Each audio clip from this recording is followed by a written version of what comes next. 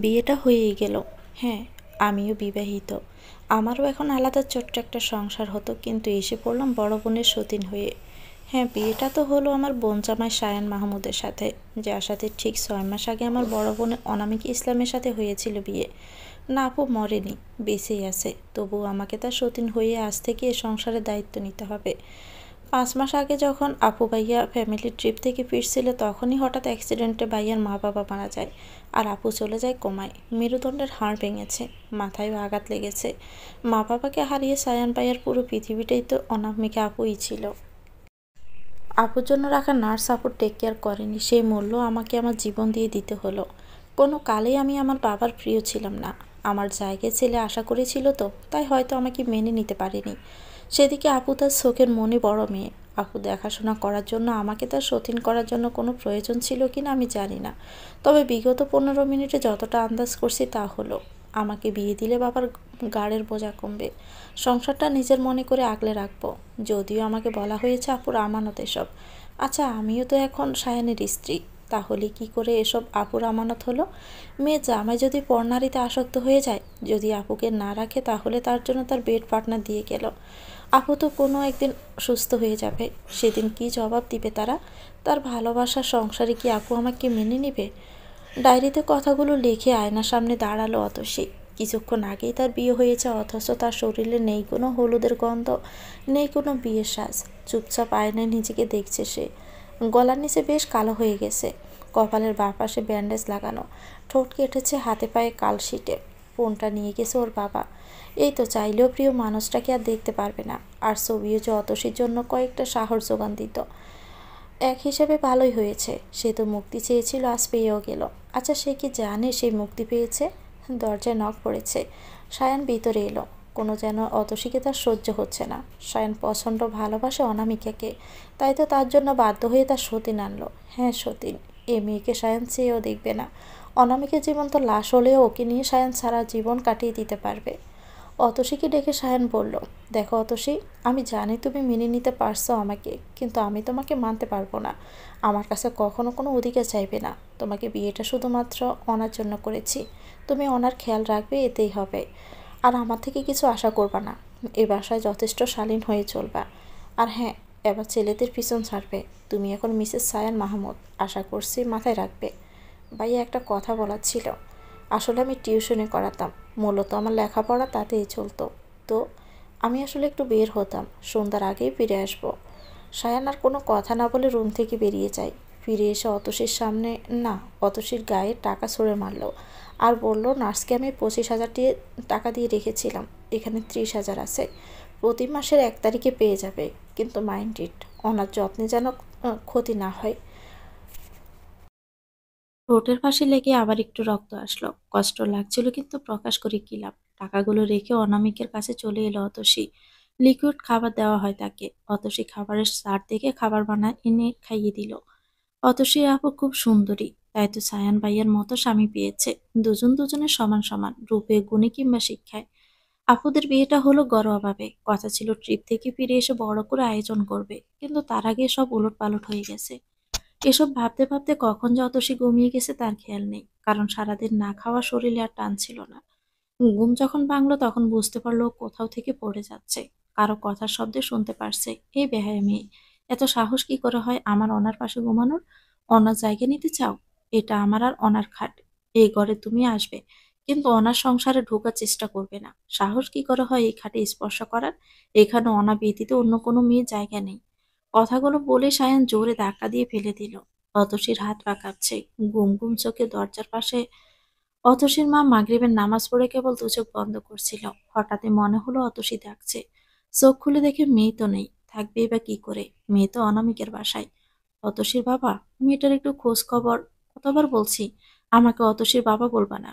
বলছি না অনামিকের বাবা বলে ডাকতে? কেন অনামিকের বাবা বলে ডাকবো? অতসী আমার বড় সন্তান, তাই অতসীর বাবা বলেই ডাকবো। অতসী না, অনামিকা আমাদের সন্তান। হ্যাঁ, মানছি অনামিকা আমাদের সন্তানের মতো, কিন্তু আপনি নিজের মেয়ের সাথে এমন করেন কেন? কোনো দায়িত্ব তো পালন করলেনই না। মেয়েটাকে কোনোদিন আদর করে মা ডাকলেও ডাকলেন না।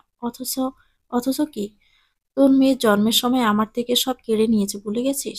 শোন, অনামিকা আমাদের প্রথম সন্তান। ও আমাদের সন্তান আর কারো না। ওর থেকে এমন বাবা মা ডাক শুনেছি। আর হ্যাঁ, আমার মেয়েটা 5 মাস পর কোমা থেকে ফিরেছে, কিন্তু প্যারালাইজড। সব শুনতে পাচ্ছে অথচ রেসপন্স দেখাচ্ছে না। সময় মতো দেখাবে। এখনো সেবা যত্নের প্রয়োজন। তাই অতসীর ওখানে থাকা বেশি দরকার। মেয়েটার পরীক্ষা চলছে। এই, তোর মেয়ে জজ হবে নাকি ব্যারিস্টার যে এত পড়তে হবে? আপনি কি মানুষ? অনামিকাতে কোথায় কোথায় আমার মায়ের সাথে তোর অপায়ের তুলনা করবি না। ভুলে যাস না, তোর এই মেয়ে জন্মের সময় আমার অনামিকের মাকে খেয়েছে। আমার অনামিকাকে অনাথ করেছে। আমা থেকে আমার কলিজার টুকরার বোনকে কেড়ে নিয়েছে।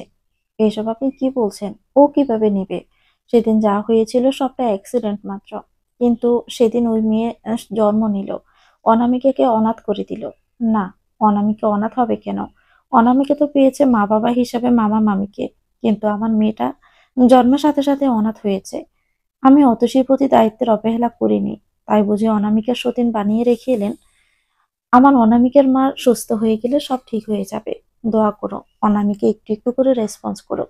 অনামিকা সুস্থ হলে কি করবেন? সায়ান আর অতসীর ডিভোর্স দিবেন? আমার মেয়েটার জীবন জীবন না, তাই না? আমিনুর ইসলাম আর কথা বাড়ায় না, চলে যায়। তার কাছে উত্তর আছে কি নেই, কিন্তু অনামিকা তার দায়িত্ব, তার বোনের শেষ অংশ। অনামিকার জন্য সে সব করতে পারবে। কখনো জানতেই দিবে না অনামিকা তাদের সন্তান না। অনামিকাকে আগলে রাখবে সবটা দিয়ে। ডক্টর এসে অনামিকাকে চেক আপ করছে। অনামিকার রেসপন্স খুব কম। ব্রেনের অনেকটা অংশ কাজ করছে খুবই ধীরে। 5 মাস কোমায় থাকার জন্য কি হাত পা খুব একটা নাড়াচ্ছে না। কিন্তু সবে বোঝা যাবে টেস্টের রিপোর্ট আসলে। অনামিকা কোমা থেকে বেরিয়েছে 7 দিন, কিন্তু অতসী মেয়েটা বেশ যত্ন করছে। বোঝাই যায় মেয়েটা খুব ভালোবাসে বোনকে। প্রতিদিন বোনের পাশে গিয়ে নিয়ম করে বসে থাকতো। 7 দিন আগে যখন অনামিকা প্রথম রেসপন্স করলো, তখন সায়ান জেদ ধরলো বাসে নিয়ে আসবে, আর রাখবে না। কথা মতো তাই হলো, কিন্তু আজ সকালে সায়ান অফিসে যাওয়ার পর নার্স নিজের মতো করে বসে ফোনে কথা বলছিল। এদিকে অনামিকার শ্বাসটা নোটে খুব খারাপ অবস্থা হয়ে যায়। এমনিতে অনামিকার অ্যাজমার সমস্যা রয়েছে। ভাগ্যিস সায়ান ফিরে আসে। তারপর খুবই কষ্টে সবটা সামাল দেয় ডক্টর ইফাত। সায়ান ইফাত অনেক দিনের বন্ধু। স্কুল কলেজের গণ্ডিকে এরা একসাথে পার করেছে। সায়ানের সব সিদ্ধান্তে ইফাত সাহায্য করেছে। এমনকি অনামিকার জন্য যা যা করা প্রয়োজন সবই করেছে। ফ্যামিলি রাজি করানোর ক্ষেত্রে ইফাতের অবদান অনেক। কিন্তু আজ অতসীর সাথে যেটা হলো মেনে নিতে পারেনি ইফাত। অনামিকে দেখাশোনা করার জন্য বিয়ে করা কি খুব প্রয়োজন ছিল? তাছাড়া মেয়েটার জীবনকে অনিশ্চিত করা কি খুব প্রয়োজন ছিল? একদিন না একদিন অনামিকা সুস্থ হয়ে যাবে। তখন অতসীর কি হবে কারো কোনো মাথা ব্যথা নেই এই বিষয়ে।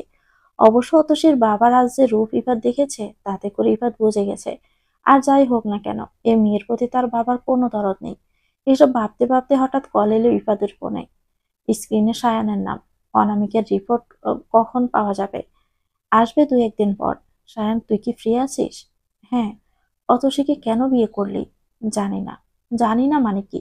তুই অন্তত মেয়েটাকে বিয়ে না করলেও পারতি। মানে? অতসী তো পালানোর চেষ্টাও করলো। পরিণাম দেখলি তো। যদি তুই একবার না করতি তাহলে তো বিয়েটা হতো না। ও পালানোর চেষ্টা করলো বলেই তো বিয়েটা করলাম। মানে? যে মেয়ে আমরা সবাই থাকতে অনামিকাকে ছেড়ে পালাতে পারে, সে মেয়ে আমার অজান্তেও পালাতে পারবে। অতসী পালাচ্ছিল কারণ ও বিয়ে করবে না বলে। মেয়েটার ভবিষ্যৎ তুই শেষ করে দিলি। হুম। তোর মনে তো লাড্ডু ফুটেছে। মানে কি? অতসী বরাবর অনামিকাকে হিংসে করত, আর সবার সামনে এমনটা ভাব করত যাতে করে মনে হয় কিছুই জানতো না। অনামিকা সব জিনিস ওর চাই, এমনকি আমাকে ওর চাই। তুই জানিস অতসী কতটা ক্যারেক্টারলেস একটা মেয়ে? কত ছেলের সাথে ও চলাফেরা। আমার সাথে অনামিকের বিয়ে ঠিক জেনেও আমাকে চাইতো। এমনকি অনামিকাকেও ধমকিয়েছিল ও যে কোনো মূল্যেই আমাকে বিয়ে করবে।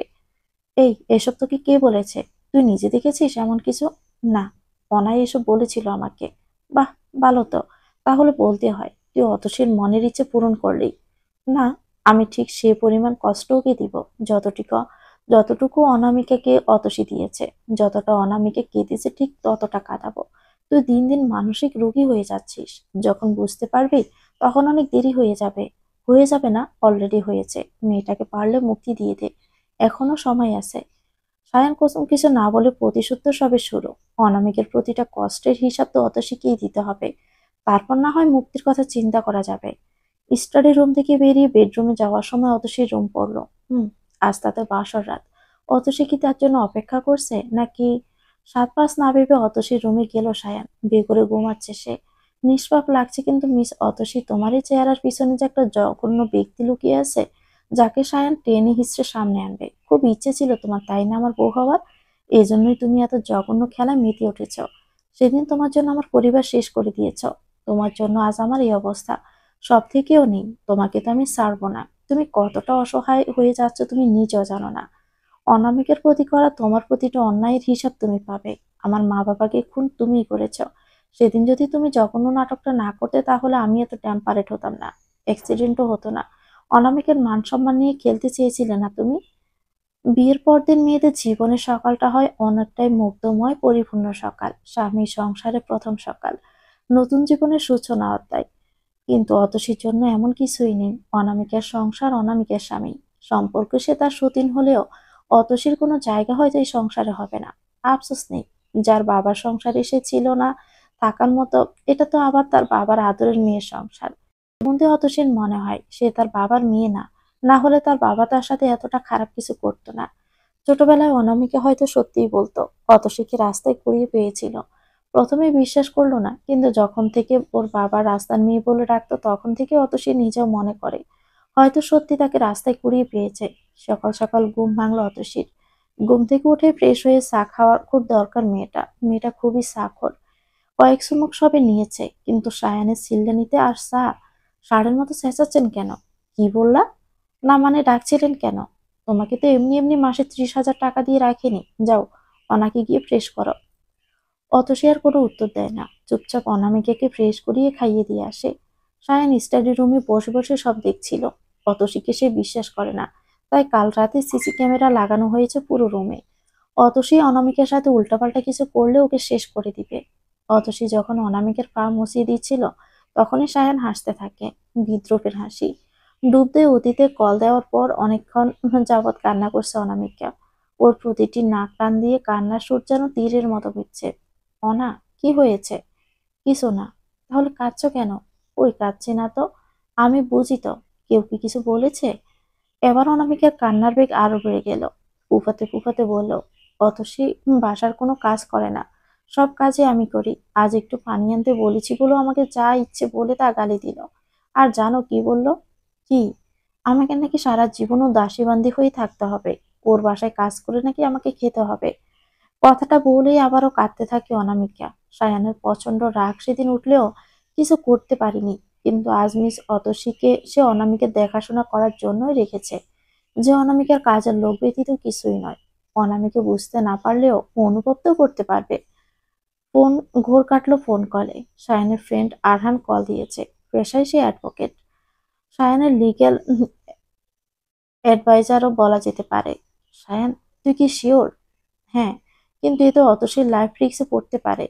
I don't care about her, I just want that man. ভেবে বলিস, আজ থেকে অতসী তোর নামে পরিচিত হবে, যেখানে অনামিকার পরিচয় ঠুনকো নয়, বলতে গেলে অস্তিত্ব নেই। কারণ কেউ কিন্তু জানে না যে অতসী নাকি অনামিকা তোর প্রথম স্ত্রী। আর এটা যদি হয় যে অ্যাক্সিডেন্টটা তোর বিজনেস রাইভালদের মধ্যে কেউ করেছে, তাহলে কিন্তু অতসী হবে ওদের নেক্সট। আমি এটাই চাইছি, ওরা নেক্সট মুভ দিক। কেননা এতেই এর পিছনে কে আছে বেরিয়ে আসবে। তুই অতসীকে টোপ হিসেবে ব্যবহার করছিস। মেয়েটা লাইফের একটা মূল্য আছে, যদি ওর কিছু হয়ে যায়। ওনা থেকে অ্যাটাকের দের দূরে রাখার এর থেকে ভালো উপায় আমি আর দেখছি না। যা ভালো বুঝিস কর। সায়ান অনামিকের বিয়েটা ঘরোয়াভাবে হয়, আগেই কাউকে জানায়নি, কারণ বিজনেস ট্রিপ ছিল। সায়ান চেয়েছিল ফিরে এসে বিয়ে করবে বেশ ধুমধামে, কিন্তু অতসীর অত্যাচারে অনামিকা তো প্রায় মন খারাপ করেই থাকতো। সায়ান বুঝতো না কেন অনামিকা এসব সহ্য করে। ওর বাবাকে জানালেই তো অতসী ওকে জ্বালাতে পারে না, কিন্তু অনামিকা ওর বাবাকে জানাতে নারাজ। এদিকে অনামিকার মন খারাপ দেখে কোনো মতে বিয়ে করে ওকে নিয়ে সায়ান বিজনেস ট্রিপে যায়। সাথে সায়ানের বাবা মাও ছিল, কারণ সায়ান ছিল একমাত্র সন্তান, আর ওর বাবা ওর মাকে ছাড়া কোথাও যেত না। দিনগুলো বেশ ভালোই কাটছিল, স্বপ্নের মতো ছিল। অনামিকার হাসি খুশি চেহারা, মা বাবা, সব মিলিয়ে সময়টা সায়ানের জন্য অমূল্য। কিন্তু কিন্তু অতসীর জন্য সবই শেষ হয়ে গেল। অতসী, অতসী, অতসী, এই মেয়েটাকে সায়ান ছাড়বে না, কোনো দিনও না। অতসী, এই অতসী। জি বলুন। 1 কাপ চা দাও, 5 মিনিটের মধ্যে। 7 মিনিটের মাথায় অতসী চা নিয়ে দাঁড়ায় সায়ানের সামনে। মুচকি হেসে সায়ান চায়ের কাপটা হাতে নেয়, অন্য হাতে অতসীর হাত ধরে টেনে বেসিনের সামনে নিয়ে গিয়ে ওর বাম হাতে পুরো 1 কাপ গরম চা ঢেলে দেয়। অতসী চিৎকার করতে নিলে বলে, বলিও চিৎকার করবে না, অনা ঘুমিয়ে আছে। অতসী দাঁতে দাঁত চেপে সহ্য করে চোখ দিয়ে পানি তো পড়ছেই। সায়ান অতসীর কানের কাছে গিয়ে ধীরে ধীরে বলে, যার বউ হওয়ার জন্য এত কাঠখোট্টা করলে তার সম্পর্কে এটা জানো না যে সে চা না কফি পছন্দ করে? কফি চাই, 5 মিনিট সময়, না হলে আবারও এমন হবে, mind it. Miss Atasi. Atasi চুপচাপে চলে গেল। সায়ান রুমে এসে থম মেরে বসে গেছে। অতসীর কাছে যেতে অমন কেন ফিল হলো? মেয়ের চুলে তো মারাত্মক স্মেল। কি দেয় চুলে? আর এত লম্বা চুল। বরাবরই সায়ানের লম্বা চুল পছন্দ হলেও অনামিকের চুল এত বড় রাখতো না, গরমের কারণে। উফ, দ্রুত ফোন বের করে ম্যানেজারকে কল দিয়ে আজকের পার্টি সম্পর্কে সব কাজ দেখে নিতে বলল। আজ সে মিসেস সায়ান মাহমুদ হিসেবে অতসীকে পরিচয় করিয়ে দিবে। অতসী হয়তো চিন্তাও করতে পারবে না যে যে পরিচয় সে এতদিন পেতে চেয়েছিল, সেই পরিচয় পেয়ে ওর জীবনে কতটা বিপদ ডেকে আনছে। কথাগুলো ভেবে বিদ্রুপের হাসি হাসতে হাসতে পিছন থেকে ঘুরতে সায়ানের মনে হলো কেউ ওর দিকে গরম কিছু একটা ছুঁড়ে মেরেছে। উফ, গলার দিকে, বুকে জ্বলে যাচ্ছে। চোখ গরম করে সামনে তাকাতে দেখে অতসী দাঁড়িয়ে।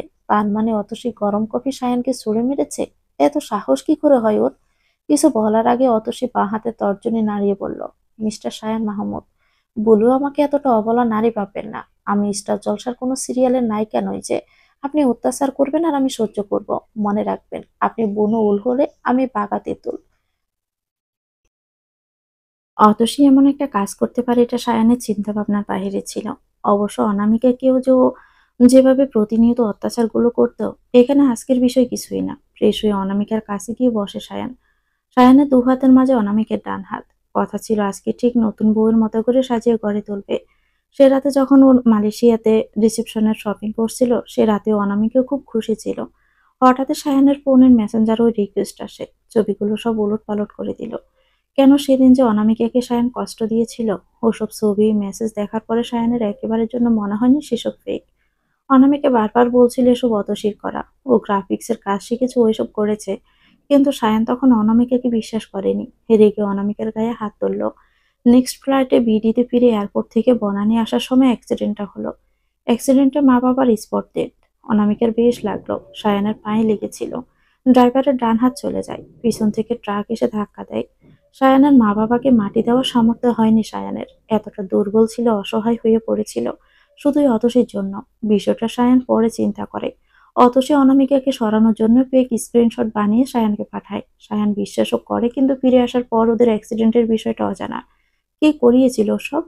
সায়ানের আপনজন বলতে এখন শুধুই ওর স্ত্রী। ওর স্ত্রী হবে অ্যাটাকদের জন্য নেক্সট। তাই টোপ হিসেবে অতসীকে ব্যবহার করবে। নিজের রুমে বসে গলার লকেটটা হাতে নিয়ে দেখছিল অতসী। দিহানের দেওয়া শেষ চিহ্ন। আচ্ছা, দিহান কি কখনো জানবে যে অতসী কতটা কষ্টে আছে? নাকি সে কখনো খোঁজে নিবে না? হয়তো নিবে না, কারণ অতসী শুধুই তার জন্য অপমানিত ছিল। সে পাইলট আর অতসী ন্যাশনাল স্টুডেন্ট। তার আগে পিছে কত মেয়েরা ঘুরে, আর সেখানে অতসী ব্যাকডেটেড, বোরকা পরে, বিলাসিতা নেই। আসলে বিলাসিতা করার ক্ষমতা নেই। উচ্চ মধ্যবিত্ত ফ্যামিলির থাকলেও ক্লাস 8-এর পর বাবার থেকে 2 পয়সাও পায়নি। অতসীর প্রতি দিয়ানের যা ছিল সবই ছিল মোহ। 3 মাসের ছোট্ট সম্পর্ক আরো 2 মাস আগেই শেষ করে দিয়েছে দিহান। আসলে সবাই দুর্বল নিয়ে নিশানা করে কিনা, তবে দিহান তো অতসীর জন্য ছিল এক আশার ক্ষীণ আলো, যে ক্ষীণ আলো শক্তি যোগাত। ফোনের ওয়ালপেপারে দিয়ে রাখা দিহানের ছবি দেখে প্রতিদিন মুচকি হাসত অতসী। কাল খুব চেষ্টা করেছিল পালিয়ে যেতে, কিন্তু ভাগ্য সহায় হলো না। তুমি তো আমায় ভুলে বেশ আছো। আমি কেন পারলাম না জানো তো? আমার না বিয়ে হয়ে গেছে তোমার বন্ধুর সাথে। জানো তো, আমি এখন কারো দ্বিতীয় পক্ষ। আমাকে নিয়ে যাও না দিহানজি, এখান থেকে প্লিজ নিয়ে যাও। আমি পালানোর চেষ্টা তো কম করিনি, কিন্তু পারছি না। আমি আর পারছি না দিহানজি। কথাগুলো বলেই লকেটটা ঠোঁটের কাছে নিয়ে কেঁদে ওঠে অতসী। জীবন কি শুধুই কেড়ে নিতে জানে? হালকা গোলাপি রঙের শাড়ি পরেছে অতসী। পার্লা থেকে মেয়েরা এসে সাজিয়ে দিল। বউ বউ লাগছে। এই সাজের জন্য অতসী অনেক অপেক্ষা করেছিল। ও নীল বেনারসি পরবে আর দিহান পরবে সাদা পাঞ্জাবি। কিন্তু আজ সবই নিয়তি। ইচ্ছে করছে। দিহানের লকেটটা খুলে ড্রয়ারে রেখেছিল। সায়ান বেশ গয়না দিয়েছে, কিন্তু সেসব সায়ানে দেওয়া গহনা অতসী সরে গেল। সাদা রঙের শার্টের সাথে অ্যাশ কালারের স্যুট, হালকা গোলাপি রঙের টাই, ম্যাচিং করে মেটাল বেল্টে রিলেক্স সাবমেরিন রিস্ট ওয়াচ। জুতোর ব্র্যান্ডটাও অতসী জানে না। এক নজর দেখলো সায়ানকে। হ্যাঁ, সুপুরুষ, যথেষ্ট স্মার্ট, কিন্তু অতসীর কাছে সে দুনিয়ার সব থেকে বড় কাপুরুষ। হঠাৎই অতসীকে সায়ান টাই আলগা করে বিছানায় ফেলে দেয়। অতসীকে বলে টাই পরিয়ে দিতে। অনিচ্ছা সত্ত্বে অতসী এগিয়ে যায়। সায়ান যথেষ্ট লম্বা হওয়ার নাগাদ পাচ্ছিল না। আনতে যাবে তখনই সায়ান ওর কোমর জড়িয়ে উঁচু করে তোলে। অতসী প্রথমে অবাক হলেও পরে বুঝতে পারে সায়ান কেন এমন করছে। কোমরের মাংস ভেদ করছে মনে হয় সায়ানের নখ ততক্ষণে। হঠাৎ একটু উঁচু হয়ে সায়ানের গলার বাঁ পাশে শার্টের কলার ধরে। সায়ান আরো একটু উঁচু করতেই অতসী খুব জোরে সায়ানের গলায় কামড় দেয়। এটা কি ছিল? সায়ান বেশ রেগে জিজ্ঞেস করে। অতসীও কোমের পাশে শাড়ি উঠিয়ে জিজ্ঞেস করে, তাহলে এটা কি ছিল? আমাদের বিয়ে হয়েছে তো, তোমার শরীরে লাভ সাইন না থাকলে কি চলে? এক্স্যাক্টলি, আপনার শরীরেও তো থাকতে হবে তাই না? আর তাই আমিও দিলাম। সায়ান কথা না বলে চুপচাপ ওরা বেরিয়ে যায়। অতসী বসে আছে স্টেজে, সবাই এসে অভিনন্দন জানাচ্ছে। অতসী মাথা নিচু করে বসেছিল। হঠাৎই কেউ একজন একগুচ্ছ কদম নিয়ে এগিয়ে বলে, কনগ্রেস ভাবিজি। কণ্ঠ শুনে অতসী চলচল চোখে উপরের দিকে তাকিয়ে বলে, তুমি এখানে? তুমি বউ সেজেছ কেন? কি ব্যাপার, কান্না করছো কেন? আর তোমার কপালে কি হয়েছে? ড্যাম, এই লেডি কিছু তো বলো। ফোন অফ তোমার? আমার খুবই টেনশন হচ্ছে অতসী। অনামিকা কোথায়? অনামিকা সুস্থ হয়েছে বলেই তো আজ এই পার্টি, কিন্তু তুমি? অসিবাবু প্লিজ কিছু বলো। এতক্ষণ অতসী দিহানের দিকে তাকিয়েছিল। হ্যাঁ, একমাত্র দিহানে পারে তাকে এসব থেকে মুক্তি দিতে। অতসী দুহাতেই দিহানের হাত শক্ত করে ধরেছে, যেমনটা দিহান ধরেছিল প্রথম দিন। দিহান বলার আগে সায়ান এসে দিহানের হাত থেকে অতসীর হাত ছাড়িয়ে নেয় নাই। অতসী ছাড়াতে চাইলেও পারে না। দিহান অবাক হয়ে তাকিয়ে আছে সায়ানের দিকে। কেউ একজন অ্যানাউন্সমেন্ট করে সায়ান অতসীকে নিয়ে। পরিচয় হয় ওদের সম্পর্কের সাথে দিয়ান জন্য বললেই অতসী না করে। সায়ান জোর করে অতসীকে নিয়ে পা বাড়ায় ডান্স। ব্যাকগ্রাউন্ডে মিউজিক বাজছিল। দিহান অতসীর সম্পর্কটা কেমন কেমন যেন শুরু হয়ে গেল। তখনই অনামিকাদের অ্যাক্সিডেন্ট হয়েছে। সায়ান অনামিকা হসপিটালে। অনামিকার রক্ত লাগবে অতসী দিল, নিজে আবার রক্ত। কিন্তু রক্ত কেনা বেচা হারাম তাই দিল। নামি দামি হসপিটাল গুলাতেও রোগীর সাথে থাকতে দেয় না। অতসীকে রেখে ওর বাবা চলে গেল। একে তো মেয়েটা এই শহরে নতুন, আরেক থাকবে যে এমন নেই। অতসী যখন ব্লাড দিয়ে ওয়েটিং সিটে বসেছিল খুব অসহায় লাগছিল। ওর বাবাই অযথা রেখে গেল, কারণ না পারবে ও অনামিকার কাছে যেতে আর না পারবে কিছু করতে। এদিকে হসপিটালের কেবিনে সব বুকড। ইফাত নিজের চেম্বারে গিয়ে বসলো। মেয়েটাকে দেখে বরাবর ইফাদের বড্ড মায়া হয়। মায়া না করুণা জানে না। অনামিকার বিয়ের সময় মেয়েকে প্রথম দেখে ওরা সবাই। বিয়েটা হয় অনামিকাদের গ্রামের বাড়িতে। বিয়ে বাড়িতে বেয়েনদের সাথে অনেক অনেক মজা করছিল। তেমন একটা মজা ছিল ওদের ফ্রেন্ডদের সবাইকে মরিচের গুঁড়া দিয়ে শরবত খাওয়ানো। যখন পানটা বেশি হয়ে গেল তখন মীরা অতসীর নাম দিল। বাড়ি ভর্তি মানুষের সামনে ওর বাবা ওকে বাঁশের ঝাড়ু দিয়ে ঢিল দেয়। ঝাড়ু দিয়ে লাগানো অতসীর কপালে। চুপচাপ দাঁড়িয়েছিল। বাবাকে বড্ড ভয় পায়। সেদিন ইফাত অতসীর কপালে ব্যান্ডেজ করে দেওয়ার সময় কয়েকটা মেয়ে এসে সরি বলে। অতসী মুচকি হেসে বলে, ব্যাপার না, আমি ঠিক আছি। ইফাত অবাক হলো, তাও এমনটা হয় বুঝি? বাবার কাছে তো মেয়ে মানেই জান্নাত, অথচ অতসী একটা অবহেলার পাত্রী কেন? কিন্তু চুপচাপ শুনে যেত। প্রতিবাদ করলে ওর বাবা এসে মারতো। এমনকি বিয়ের দিন অতসীকে দূরে রাখা হলো। দিহানের ইফাদের ঘোর কাটে। ইফাত, কিছু মনে না করলে আমি অতসীকে নিয়ে যেতে চাচ্ছি। ওর বাবা আসলে। এখানে ওর কি কাজ একটু বলবি? ওই লোকটার সমস্যা কি? মেয়েটাকে এভাবে কেন কষ্ট দিচ্ছে? আজব ক্যারেক্টার একটা। তুই ম্যানেজ করবি কিছু একটা বলে। মেয়েটা রেস্ট দরকার। দিহান কোনো কথা না শুনে অতসীর দিকে হাত বাড়িয়ে দেয়। বিশ্বাস করতে পারেন, সেদিনের মতো। সেদিন পানিতে পড়তে দেয়নি, আজ এই শহরের ভিড়ে। দিহানের সাথে বাসায় এসে চুপচাপ বসে আছে অতসী। বাসায় কি কেউ নেই? অতসীর সামনে দিহান ডাবের পানি আর জুস এনে রাখে। নিন। আমি ডাবের পানি খাই না। জুস? হুম। দিহান উঠে যায়, এক গ্লাস গরম দুধ নিয়ে আসে। তারপর বলে, আবার দয়া করে বলবেন না আপনি দুধও খান না। আসলে, লাইক সিরিয়াসলি, আমি না শুনছি না। আমি ফ্রেশ হয়ে খেয়ে নেব। কিন্তু কিন্তু কি? আমি তো কোনো ড্রেস আনিনি।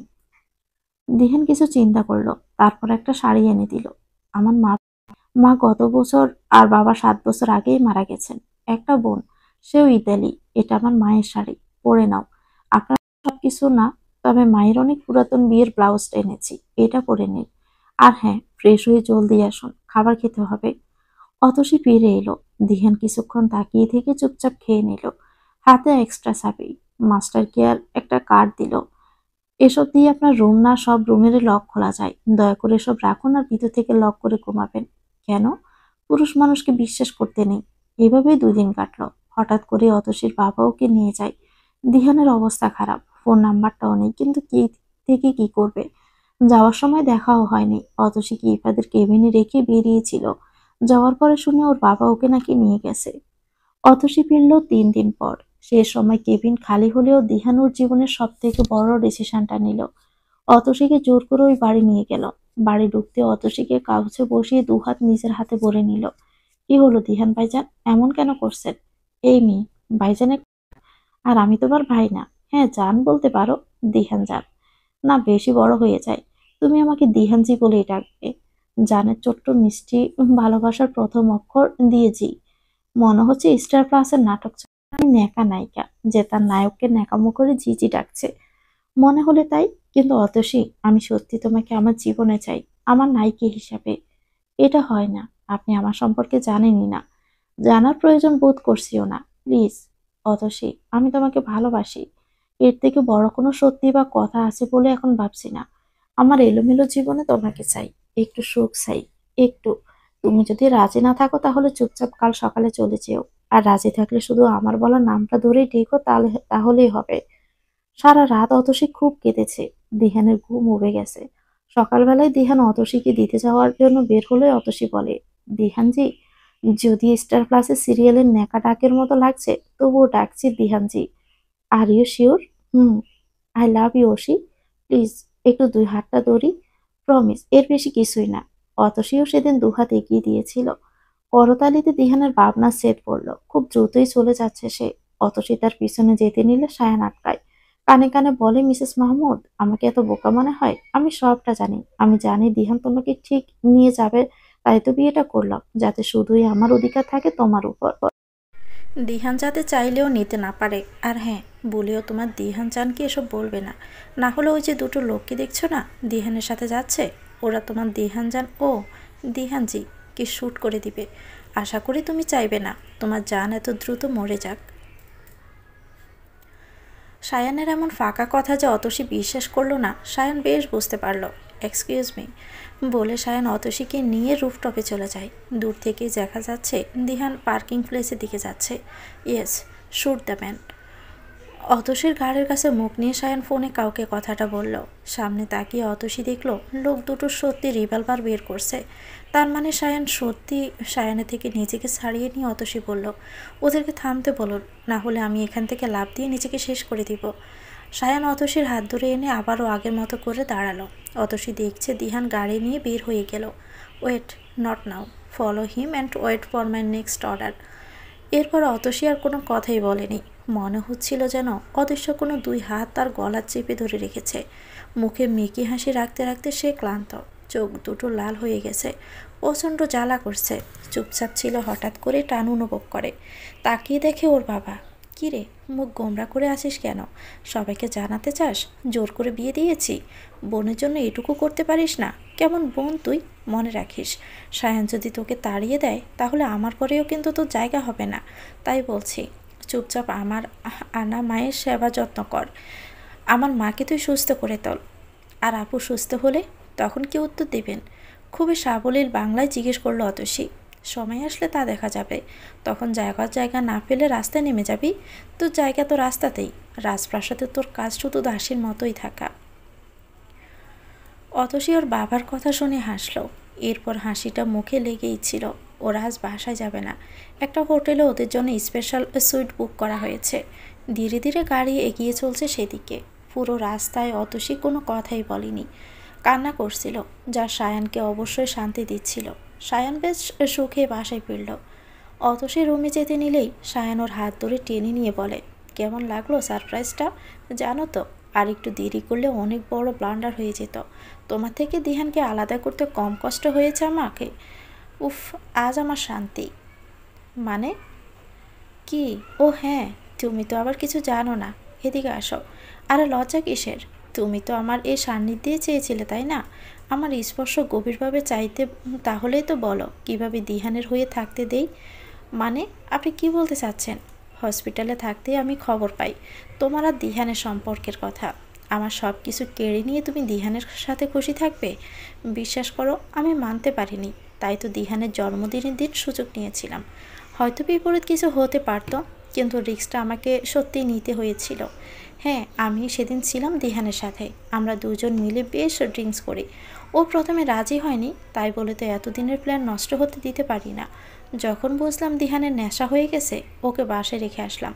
তখনই তুমি দিহানের বাসায় দিহানের নাম ধরে আমাকে পাঠানো লাল টুকটুকে শাড়ি পরে বসে আছো।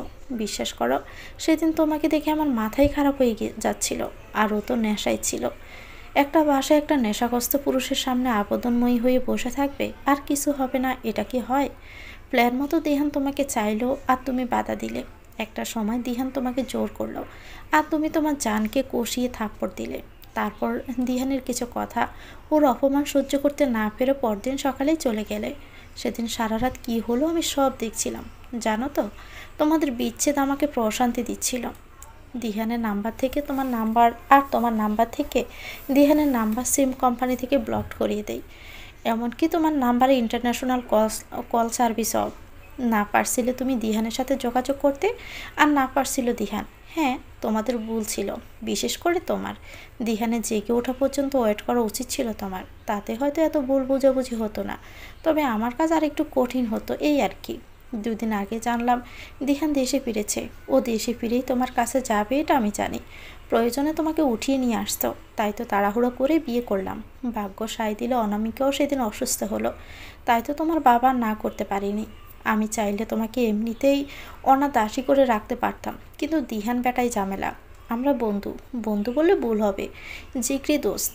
কিন্তু তাই বলে তোমাকে মাফ করব এমন তো নয়। দিহান তোমাকে যাতে না নিতে পারে, তাই তো লিগেলি তোমাকে আমার বানিয়েছি। এখন দিহান চাইলেও ওদিকে দেখাতে পারবে না, তুমি বলেও দিহানকে এসব জানাতেও পারবে না। যদি কিছু জানাও, তাহলে ওকে আমি আমার রাস্তা থেকে নয়, দুনিয়া থেকেই সরিয়ে দিব। বেচারার মা নেই, বাবা নেই, বোন দেশের বাইরে থাকে, শিয়াল কুকুরে টেনে ছেড়ে খাবে। তুমি কি তাই চাও? এতক্ষণ সে চুপচাপ দাঁড়িয়ে সায়ানের কথাগুলো শুনছিল। এই মানুষটা তার জীবন নিয়ে এভাবে খেলতে পারে না। সে থাকবে না, সে চলে যাবে। দিহানকে সব জানাবে সে। দিহানকে জানালে অবশ্যই দিহান কিছু একটা করবে। এই কাপুরুষের সাথে সে থাকবে না। কি হলো, কিছু তো বলো। আপনি একটা কাপুরুষ। না, কাপুরুষ না, আপনি একটা কমন জেন্ডার। আরে আপনি মানুষই না, কীভাবে পারলেন? সায়ান বেশ রেগে যায়, হাত ধরে টানতে টানতে নিয়ে আসে রুমে। পুরো রুম ফুল দিয়ে সাজানো। অতসীর হাত পা যেন জমে গেছে। আমি কাপুরুষ, কমন জেন্ডার, দেখবি আমি কি কি করতে পারি। অতসীর হাত মুচড়ে ধরে চিৎকার করে বলে ওঠে সায়ান। অতসী ওর পায়ে লাথি মেরে সরে আছে। কি করবি তুই, কি করবি? রেপ করবি, ভোগ করবি, বিছানায় নিবি? নে, প্রমাণ দে তুই তোর কাপুরুষতার। এর জন্যই তো বিয়ে করেছিস। আমি তোর কি ক্ষতি করেছি রে? ওই একটা মানুষ ছিল যে আমাকে বুঝতো, আমাকে আগলে রাখতো, আর তুই তাকেও কেড়ে নিলি। কি রে, দাঁড়িয়ে আছিস কেন? আয়, পলা পলা তোর পুরুষত্ব, স্বামিত্ব। কথাগুলো বলতে বলতে অতসী নিজের শরীরের গয়নাগুলো খুলে ছুঁড়ে ছুঁড়ে মারছিল। দুল খোলার সময় কান থেকে রক্ত বের হয়ে যায়। হাতে ছড়ি দিয়ে হাত বেশ খানিকটা ছুলে গেছে, গলায়ও লেগেছে। এক পর্যায়ে অতসী শাড়ির আঁচল খুলে ফেলে। সায়ান অতসীর এই রূপ আগে দেখেনি। চুপচাপ মেয়েটা এত আগ্রাসী, চাইলেও সে ভোগ করতে পারবে অতসীকে, কিন্তু অতটাও খারাপ সে না। চুপচাপ বেরিয়ে যায়। কান্না করতে করতে অতসী একসময় ফ্লোরে বসে পড়ে। নিজের 2 হাতে চুল টেনে জোরে জোরে দিহানের নাম ধরে কাঁদতে থাকে। আচ্ছা বাবা, আমি কি সত্যি তোমার অবৈধ সন্তান? 11 বছর বয়সে অনামিকের মুখে এমন কথা শুনে বিস্ময়ে তাকিয়ে আছেন আমিনুল ইসলাম। এসব কি বলছো মা? কে বলেছে তোমাকে এসব? কেন? অতসী তো স্কুলের সবাইকে তাই বলে। কি বলেছে? তোমাদের বিয়ের 11 বছর আর আমার বয়সও 11। কিভাবে হয়? আমি নাকি বিয়ের আগের সন্তান? আর বিয়ের আগের সন্তান তো অবৈধই হয়, তাই না বাবা? অনামিকের কথার কি উত্তর দিবে আমিনুল ইসলাম জানে না। তবে এখন তাকে মিথ্যে বলতেই হবে, সত্যিটা বলা যাবে না। অনামিকে সহ্য করতে পারবে না। আরে মা, শুনতো, ছোটবেলা থেকেই তুমি খালি পড়তে চাইতে। এটুকু থাকতেই শুধু কান্না করতে স্কুলে যাব। তাই তো তোমার বয়স বাড়িয়ে স্কুলে ভর্তি করতে হয়েছে। সত্যি তো বাবা? তাহলে অতসী যে বলে। আর বলবে না। অনামিকে দিব্যি রুমে চলে গেল। আর অতসী দৌড়ে বাবার কাছে এসে একটা ডায়েরি দেখাতে দেখাতে বলল, বাবা, বাবা, দেখো, আজকে আমি রচনা প্রতিযোগিতায় প্রথম হয়েছি। হেড স্যার আমাকে এই ডায়েরি আর কলমটা দিয়েছে, দেখো। 8 বছর বয়সী অতসীর একটা উল্লাস আর বাবার কান অব্দি পৌঁছায় না। সে খুব জোরে ধমক দিল। অতসী কুঁকড়ে গেছে, চুপচাপই দাঁড়িয়ে আছে। খুব বৈধ অবৈধ শিখে গেছিস, তাই না? আরে তুই তো রাস্তার মেয়ে, তুই শিখবি না তো কে শিখবে? বলে আশেপাশে কিছু খুঁজতে লাগলো। বাঁশের একটা ছোট ডান্ডিও পেয়ে গেল। হাত পা হাত পাখা হাত পাত বলছি। জোরে জোরে দমকিয়ে যাচ্ছে সে। ছোট্ট অতসী চুপচাপ হাত বাড়িয়েই দেয়, কারণ জানে তার বাবা আজকে তাকে মারবেই। দু হাতে ততক্ষণ পর্যন্ত মারলো যতক্ষণ না হাত ফুলে গেল। অতসীর মা থামাতে আসলেও তার শরীরেও কিছু লাগলো। যখন অতসীর মায়ের লাগলো, তখন ওর বাবা থেমে যায়। অতসীর মায়ের হাতে লেগে প্রায় কেটেছে। খুব দ্রুতই অতসীর বাবা ফ্রিজ থেকে বরফ নিয়ে এসে হাতে লাগাতে গেলে অতসীর মা বলে, আমার দু হাত শক্ত আছে, রক্ত ঝরলেও সামলে নিব, কিন্তু আমার ছোট্ট মেয়েটা এতটা সইতে পারে না। ওকে মারবেন না। আর যদি মারেন তাহলে আজ বিষ কিনে এনে দিবেন, ওকে নিজ হাতে খাইয়ে দিব। তখন না হয় আপনি শান্তি পাবেন। ছোট্ট অতসী সেদিন পুকুরের পানিতে দুহাত ডুবিয়ে রেখেছিল অনেকক্ষণ। রাতে ভাত খেতে পারেনি। ডায়েরিটা খুব যত্ন করে তুলে রাখে। অতসীর পুরস্কার কিংবা সার্টিফিকেটের কোনো অভাব নেই। ঘর পরিষ্কার করার সময় আজ অতসীর মা অতসীর প্রথম পুরস্কার ডায়েরিটা পেল। হাতে নিতেই অতীতে হারিয়ে গিয়েছিল সে। অতসীর দিনগুলো কেমন যেন যাচ্ছে।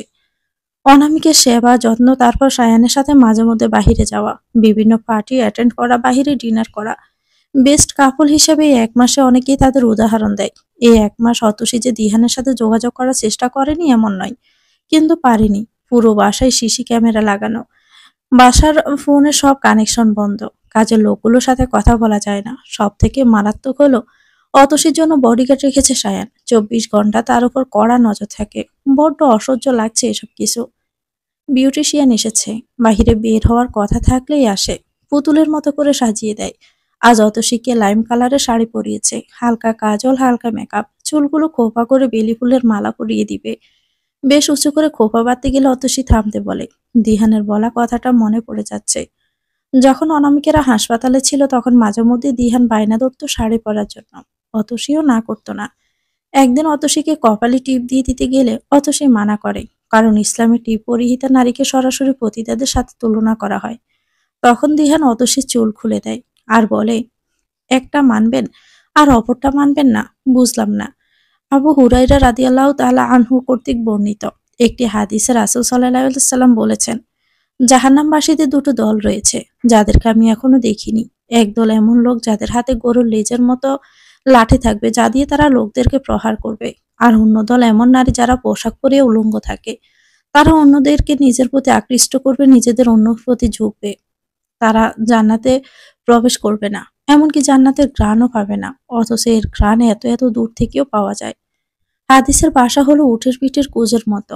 মাথার উপরে চুল বাঁধলে বা জুটি থাকলে তখন উটের পিঠের কুঁজের মতো দেখা যাবে, অন্যথায় না। আমি তো খোপা করছিলাম, ওটা দেখতেও তো কুঁজের মতোই লাগছিল। তাহলে কি খোপা করব না? কেন করবে না? করবে তো, তবে গাড় ফালিয়ে করো না। দেখো, আরো বেশি সুন্দর লাগবে। বিউটিশিয়ানদের কথায় হুঁশ ফিরে অতসীর। ম্যাম, খোপা করব না, নিচু করে গাড়ে ফেলিয়ে রাখুন। সায়ান বাসার বাহিরে অতসীর হাত ছাড়ে না। এই বুঝে অতসী পালিয়ে গেল।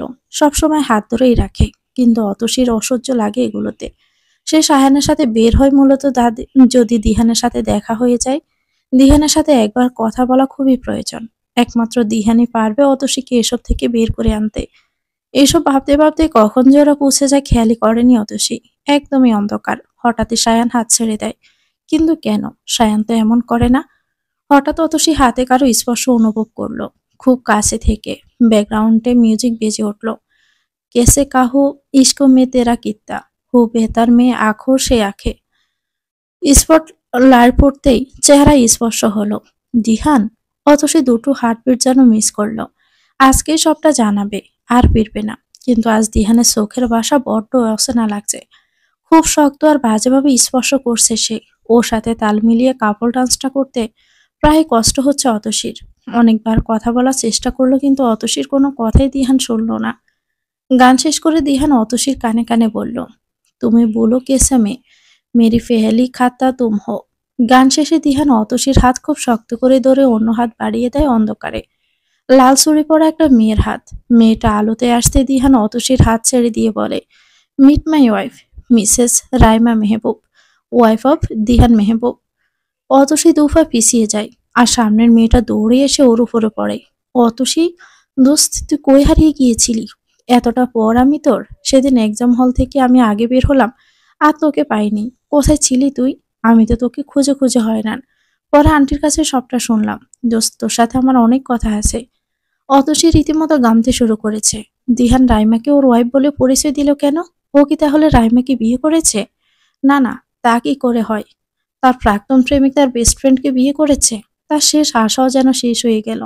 গোরকাটে রাইমা ডাকে। জানিস তো, যখন বিয়ে ঠিক হলো তখন তোকে আমার সব থেকে বেশি প্রয়োজন ছিল। ফোনেও যোগাযোগ করতে পারিনি। আজ সকালে দিহান বলল আমার জন্য সারপ্রাইজ আছে। আগে যদি জানতাম তুই হবি আমার বিয়ের গিফট, তাহলে আরো আগে বিয়ে করে নিতাম। অতসী কিছুই বলল না, চুপচাপ দাঁড়িয়ে আছে। সায়ানকে খুঁজছে। সায়ান খানিকটা দূরেই দাঁড়িয়েছিল আর মুখে মুচকি হাসি। দিহানের দিকে তাকালো অতসী। প্রতিশোধ? প্রতিশোধ নিল দিহান। সেদিন সে সারপ্রাইজ পেয়েছিল সায়ান অতসীর বিয়েতে, তাই বলে আজ অতসীকে সারপ্রাইজ দিল। একটু কি অপেক্ষা করা যেত না? রাইমা কথা বলেই যাচ্ছে। দিহান চুপচাপ দাঁড়িয়ে আছে আর অতসীকে দেখছে। অসহ্য লাগছে অতসীর। রাইমাকে থামিয়ে দিয়ে অতসী বলল, আমি জানতাম না তোর বিয়ে। সত্যি সারপ্রাইজড হয়েছি।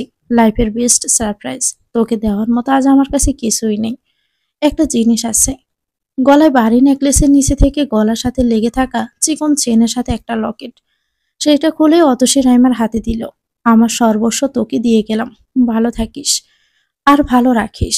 বলে অতসী দ্রুত পায়ে সায়ানের কাছে গিয়ে কাঁপা কাঁপা কণ্ঠে বলল, আমাকে বাসায় নিয়ে চলুন প্লিজ।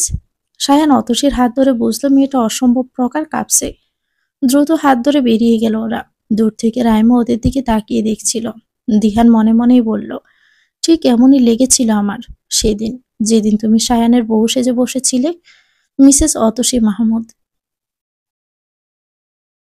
অতসীর অবস্থা সত্যি ভালো না, সায়ান বুঝতে পারছে। এতটা শখ হয়তো নিতে পারেনি। অনবরত হাত পা কাঁপছে মেয়েটার। বাম হাত দিয়ে ওকে কাছে টেনে এনে নিজের কাঁধে জোরে করে মাথা রাখলো সায়ান। অতসীর চোখ বন্ধ করে আছে। চোখের সামনে দিহানের চেহারা বেশি উঠেছে। কথাগুলো কানে পাচ্ছে। এমনভাবে অতসী সব হারিয়ে ফেলল। দিহান বেছে বেছে ওর বেস্ট ফ্রেন্ডকে বিয়ে করলো। হ্যাঁ, রাইমা অতসীর বেস্ট ফ্রেন্ড। বোনের ভালোবাসা সে অনামিকের থেকে না রাইমার থেকে পেয়েছে। যখন যখন বাবার কমতি অনুভব করেছে, রাইমার বাবা ওর মাথায় হাত রেখেছে। রাইমার মায়ের কাছে রাইমার আগে অতসী। রাইমার কোনো দোষ দেওয়া যায় না, কারণ ও তো জানেই না দিহান নামের কেউ অতসীর জীবনে ছিল। হ্যাঁ, অতসী যে বলতে চায়নি এমন নয়, কিন্তু ঢাকা থেকে টাঙ্গাইলে, আবার টাঙ্গাইল থেকে ঢাকা যাতায়াত করতে করতে অতসীর দিনগুলো যাচ্ছিল। আজ অতসীর মনে হচ্ছে সে সত্যি মরে যাবে। গলায় কিছু একটা আটকে আছে, যা শ্বাস নিতেও খুব কষ্ট হচ্ছে। সায়ানকে ছাড়িয়ে অতসী দ্রুত উপরে উঠে যায়। ডুপ্লেক্সের উপরতলাতে কাজের লোক সবসময় থাকে না। অতসী হয়তো নিজের ক্ষতি করবে এই ভেবে সায়ান দ্রুত গিয়ে ওকে ধরে। অতসী পাগলের মতো নিজের হাত পা ছোটাচ্ছিল। বেগতিক অবস্থায় সায়ান দিশেহারা।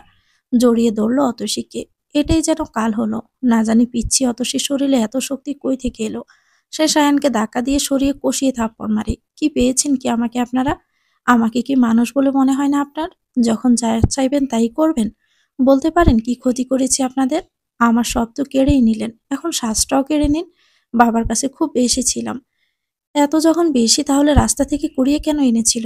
বলতে পারেন কেন মানুষ করলো? রাস্তায় পড়ে থাকতাম, কুকুর শিয়াল খেয়ে নিত, তখন তো বেঁচে যেতাম। তা না করেননি। কি করলো? বড় করলো, তারপর বলল নিজের খরচ নিজে চালাতে পারলে পড়ালেখা করো, না হয় বাদ দাও।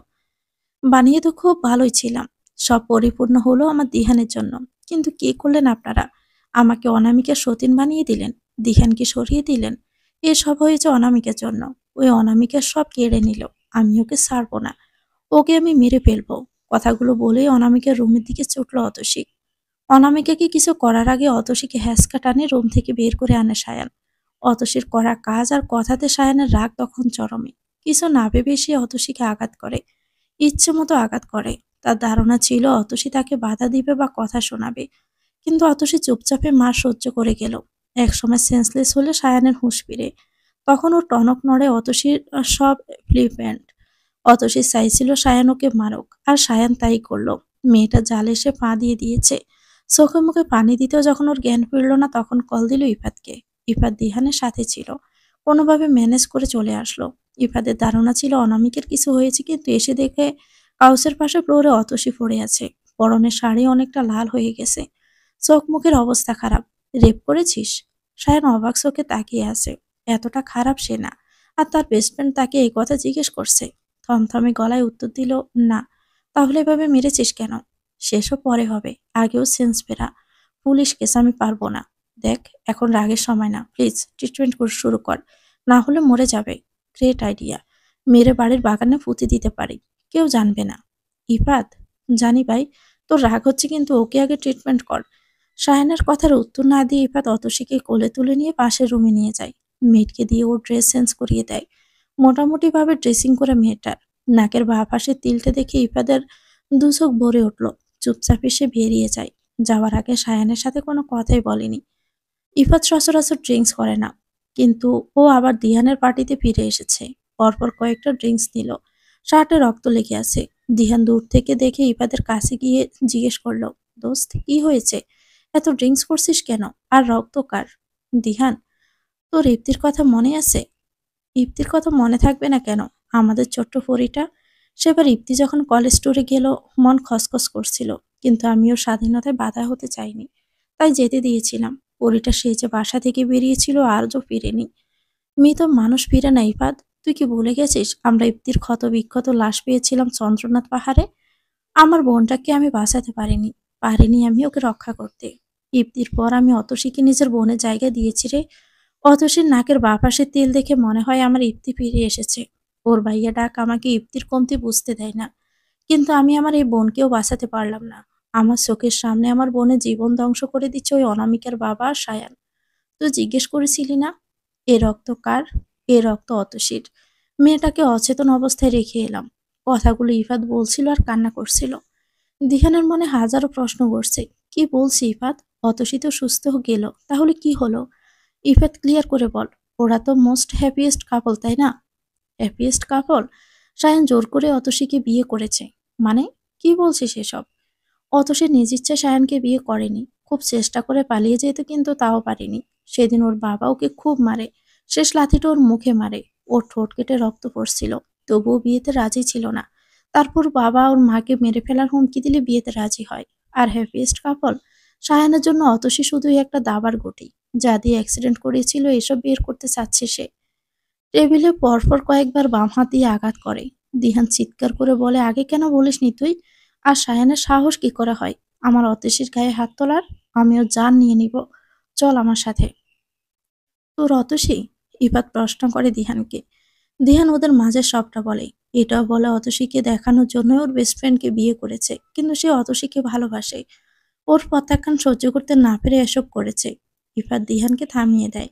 অতসী ফিরবে না দিহান, কারণ আর অতসীকে চিনিও নিজের জন্য কিছুই ভাববে না।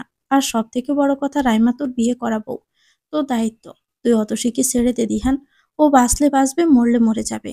তাহলে ওর জন্য অপেক্ষা করতে, তারপর না। যাকগে, বাদ দে। মেয়েটা যেমন আছে তেমনি থাকতে দে। হয়তো কষ্ট হবে, কিন্তু বোন আমার ধৈর্যশীল মেয়ে, ঠিকই কাটিয়ে উঠবে। কথাগুলো বলে ইফাত চলে গেল। দিহান চুপচাপ বসেছিল। না, কয়েক ঘন্টা আগে যদি এসব জানতো তাহলে হয়তো এসব কিছুই করতো না। এখন কি করবে সে? রাইমাকে জেদের বসে বিয়ে করলেও তাকে কোনোদিন অতসীর জায়গা সে দিতে পারবে না। হয়তো কোনো রাতের আধারে পুরুষত্ব জেগে উঠবে, কিন্তু মন থেকে সে কোনোদিন মানতে পারবে না। বসে যে হাজারো জল্পনা কল্পনা নিয়ে বসে আছে রাইমা। আজ তার বাসর রাত।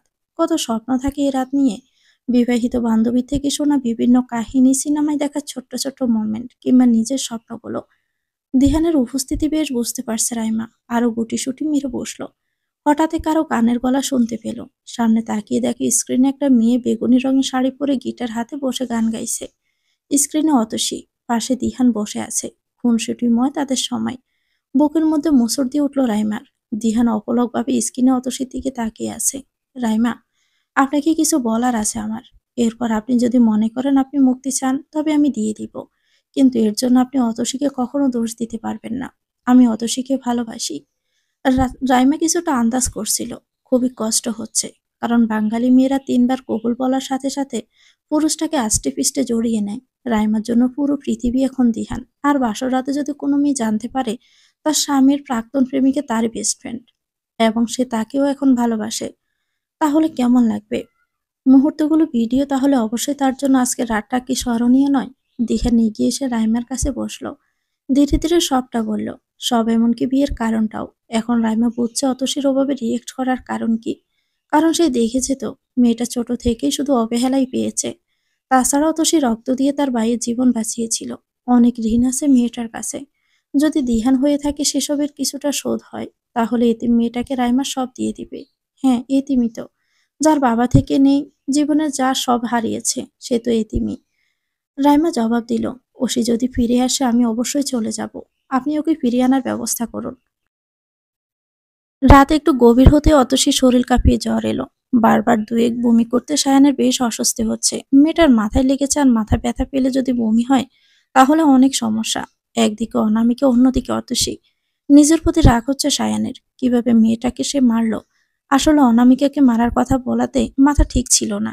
হ্যাঁ, সায়ানের একটা চাপা রাগ আছে অতসীর উপর, সে রাগের বশে এমন করে। কারণ সায়ান তার মাকে খুব ভালোবাসে। প্রথম দেখাতে নাকি ওর মা অতসীকে পছন্দ করে, কিন্তু অতসী বিয়ের জন্য না করে দেয়। সায়ানের মা বড্ড অপমানিত হয়। সায়ান দেখতে যথেষ্ট হ্যান্ডসাম, স্মার্ট, টাকা পয়সাও কম না, তাও অতসী সায়ানকে দেখতে না দেখতে কি চায়নি। এ নিয়ে সায়ানের মায়ের মন খারাপ ছিল। এসব সায়ানকে জানায় অনামিকা। তারপর ধীরে ধীরে পরিচয় বুঝতে পারে অনামিকাকে সে ভালোবেসে ফেলেছে। অনামিকার প্রতি অতসীর অত্যাচার করে করে খেত সায়ানকে। ওর লাইফে দুজন মানুষ যাদেরকে সায়ান সব থেকে বেশি সম্মান করত, তাদেরকে অতসী এতটা অপমান করেছে। সায়ান সেদিন বলেছিল, ক্ষমা যতই মহৎ গুণ হোক না কেন, আমি প্রতিশোধ নিতেই পছন্দ করব। অতসীর পরনের কামিজ ভিজে গেছে। সায়ান মেয়েটকে ডেকে চেঞ্জ করিয়ে দিল। অনামিকের কাছে ছিল, আবার অতসীর কাছে এলো।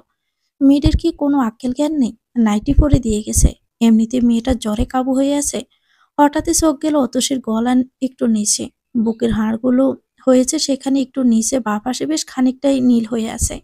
না, অতসী কি সায়ান এখানে আঘাত করেনি তো?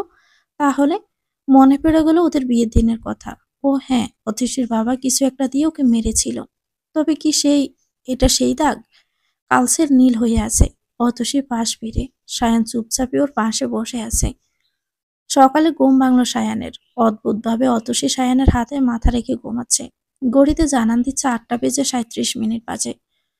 9:30টার দিকে ইফাত আসবে। অতসী, হুম, উঠো তো একটু। হুম, উঠে চেঞ্জ করে নাও। না, প্লিজ। হুম, ইফাত আসবে তো, তার আগে প্লিজ চেঞ্জ করে নাও। সায়ান অতসীকে নিয়ে ওয়াশরুমে যায়। বাহিরে দাঁড়িয়ে আছে। অতসী ফ্রেশ হয়ে বেরিয়ে অনামিকার রুমের দিকে পা বাড়ায়। কোথায় যাচ্ছ তুমি? যা কাজের জন্য আমাকে রেখেছেন সেই কাজ করতে যাচ্ছি। তুমি তো অসুস্থ অতসী। হুম, গোড়ার আবার খোড়া রোগ। তাচ্ছিল্যের সাথে কথাগুলো বলে অতসী বাহিরে পা রাখতে ইফাত আসে। কেমন আছো দাদাভাই? আমি তো ভালো আছি। তুমি? আমিও। এসো তো। কেন? কপালের কাঁটাটা দেখবো। লাগবে না দাদাভাই, আমি তো ঠিক আছি। যার সব শেষ সে কি এই একটু আটটুতে? তুমি এসো তো। ইফাদের জেদ অতসীর বড্ড ভালো লাগে। মনে হয় যেন ওর আপন ভাই সে। অতসী, একটা বার দিহানের সাথে আমাকে কথা বলতে। বাদ দাও না, তুমি ফিরবে দিহানের কাছে? কথাটা শুনে অতসী চমকে উঠল। কি বলছো এসব? দিহানের কাছে ফিরবো মানে কি? দিহানের কাছে ফিরলে রাইমার কি হবে? সে জানে হারানোর কষ্টটা কি। জানো তো, ক্লাস 5-এ থাকতে একদিন হেড স্যার সবার বাবাকে ডাকলো। যারা যারা বৃত্তি দিবে তাদের বাবাকে স্কুলে যায়। বাবাকে বলার পরেও বাবা গেল না। সেদিন বাবা যদি স্কুলে স্যারের সাথে কথা না বলে তাহলে পরীক্ষা দিতে দিবে না। পুরাতন হেড স্যার থাকলে কোনো ঝামেলাই হতো না। সেদিন অনামিকা আপুকে নিয়ে বাবা মেলায় গিয়েছিল। শীতের মেলাতে, তাই স্কুলে যাওয়ার সময় তার হবে না। আমি সারা সকাল সকাল থেকে দুপুর অবধি অপেক্ষা করলাম। বাবা এলো না। বিশ্বাস ছিল আসবে, কিন্তু আমার ছোট্ট মনের বিশ্বাস সেদিন ভেঙে যায়। মিটিং শুরু হয় কিন্তু বাবা আসে না। জানি না সেদিন কিসের মিটিং ছিল, তবে স্কুলে 700 টাকা জমা দিতে হচ্ছিল। এত কষ্ট করে নেওয়া প্রিপারেশন গুলো বৃথা গেল। হাতের উল্টো পিঠে চোখের পানি মুছে ব্যাগ নিয়ে আসছিলাম। রাইমা দৌড়ে এসে বলল, হেড স্যারদের আমাকে ডাকছে। যারা যারা বৃত্তি পরীক্ষা দিবে আমাকেও যেতে বলেছে। কাঁদো কাঁদো মুখ করে যখন বললাম আমার বাবা তো আসেনি, আমাকে তো দিবে না পরীক্ষা দিতে, কাঁধে কারো স্পর্শে তাকিয়ে দেখে রাইমার বাবা আর মা দুহাতে আমার দুহাত ধরে বলেছিল, কেন, আমি কি তোর বাবার মতো না? আমি কি পারি না আমার অতসী মায়ের এসব ছোট্ট ছোট্ট দায়িত্ব নিতে? সেদিনের পর থেকে হিসেব ছাড়া আমি তাদের পাশে ফিরছি। ঈদের দিন আমাকে না খাইয়ে ওরা কেউ খেত না। আমার সাথে সব জিনিস ভাগ করে নিত। হয়তো রাইমা হাসতে হাসতে আমার জন্য সব ছেড়ে দিবে। কাকা কাকিও হয়তো আমার মুখের দিকে তাকিয়ে সব সহ্য করবে। তাই বলে দাদা ভাই আমি এতটাও খারাপ না। যে ওর থেকে আমি সব কেড়ে নিব। আমার বন্ধুকে বলো আমার রায়ের খেয়াল রাখতে। দরজার পাশে দাঁড়িয়ে সায়ান সবটা শুনল। আশ্চর্য, অতসী অনামিকের সাথে ঘটে যাওয়া কাহিনী কেন বলল? অনামিকা তো বলেছিল অতসীর জেদের কারণে বাবা অতসীকে নিয়ে মেলা যায়, আর ওর বাবা স্কুলের মিটিং অ্যাটেন্ড করেনি, টাকাও দেয়নি, তাই ও বৃত্তি দিতে পারেনি। সায়ানের কাছে বড্ড গোলমেলে লাগছে, কোনটা সত্যি আর কোনটা মিথ্যে। সেদিন অনামিকের চোখের পানি, না আজকের অতসীর চোখের পানি। তবে এটা শিওর, অতসী চাইলে রাইমাকে সরিয়ে দিতে পারতো, কিন্তু এত ত্যাগ। বাধ্য হয়ে সায়ান নার্সের ব্যবস্থা করলো, অতসীর জন্য না, অনামিকের জন্য। অতসীকে সে বউকে দমকিয়ে খাবার খাইয়ে দিতে পারে, কিন্তু অনামিকের কি হবে? অনামিকের জন্য অন্য মহিলা মানুষ প্রয়োজন, কারণ সায়ান নিজে পারে না ওর ড্রেস চেঞ্জ করতে কিংবা অন্য কাজ করতে। জড়তা কাজ করে, করবেই না কেন? অনামিকা তো এখন সায়ানের কাছে বিয়ের আগের মতোই। বিয়ের পর যে সময়টা শুধু অনামিকা সুস্থ ছিল, ওদের মধ্যে কোনো সম্পর্ক গড়ে ওঠেনি, আলাদা আলাদা থাকতো। কথা ছিল যেদিন সবাইকে পরিচয় দিয়ে গড়ে তুলবে, সেদিনই নতুন সম্পর্কে এগিয়ে যাবে। তাই হয়তো সায়ানের অনামিকার প্রতি কিংবা শরীরের স্পর্শ করতে দ্বিধায় ফেলে দিচ্ছে। পরপর কয়েকটা হাসি দিল অতসী। সায়ান কাউচে বসে দেখছিল। হাসি আসলে অতসী মাথা দুলায়, যাতে না দিতে হয়। আবার হাসি না আসলেও কটন বার নাকের ভিতর ঢুকিয়ে দিচ্ছে, কিন্তু তাও থামছে না। সায়ান উঠে এসে চুপচাপ ওর মাথা ধরল, সাথে সাথে গড়গড়িয়ে বমি করে দিল অতসী। সায়ানের মনে হচ্ছে দেই এক থাপ্পড়। অসুস্থ না হলে অবশ্যই মায়ের খেত, কিন্তু এখন কিছুই বলল না। মেয়েটকে দিয়ে সব পরিষ্কার করিয়ে নিজেও ফ্রেশ হয়ে এলো। অতসী জ্বরে কাঁপছে। 5 দিন আগে কোনো অ্যান্টিবায়োটিক দিবে না, এই 5 দিন শুধু প্যারাসিটামলে খেতে হবে, তাই আর কিছু করাও যাচ্ছে না।